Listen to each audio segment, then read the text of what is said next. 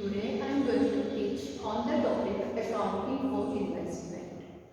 So accounting standard 13 deals with accounting for investment. तो ये समझने के लिए सबसे पहले हमें ये जानना जरूरी है कि इन्वेस्टमेंट क्या होता है, इन्वेस्टमेंट की अकाउंटिंग कैसे करेंगे। उससे पहले हमें ये जानना जरूरी है कि what is the meaning of investment. And काफी बार एग्जाम्स में, बीकॉम एग्जाम्स में क्वेश्चन पूछा गया है कि what is the meaning of investment.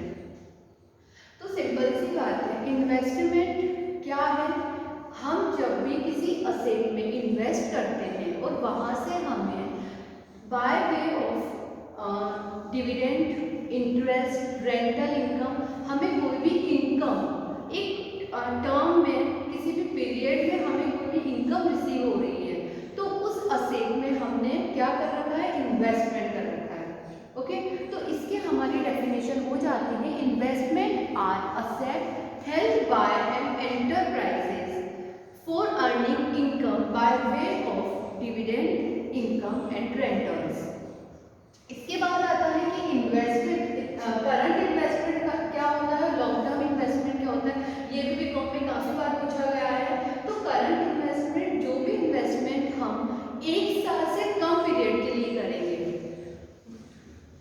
जब भी इन्वेस्टमेंट हम किसी भी असेट में इन्वेस्टमेंट करेंगे वो 1 ईयर से कम होगा, लेस होगा, तो हम 1 ईयर से कम होगा तो वो हमारा करंट इन्वेस्टमेंट कहलाएगा। और फिर आधा लॉन्ग टर्म इन्वेस्टमेंट क्या होगा, जो कि करंट इन्वेस्टमेंट नहीं है, that is long term investment, that's all.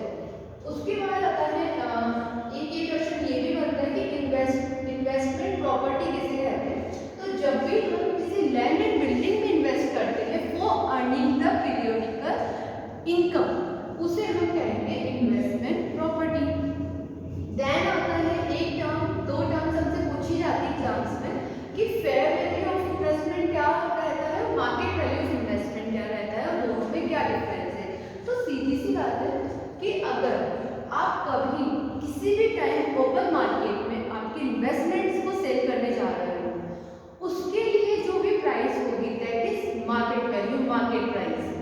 Okay, and fair value वो प्राइस है जब आप कोई वैल्यू लगाते हो जिस पर कि 2 लोग आपस में बैठकर, नॉलेजेबल पर्सन जिनको उस इन्वेस्टमेंट के बारे में नॉलेज है, तो वो लोग जिस वैल्यू पर अग्री हो सकते हैं दैट इज द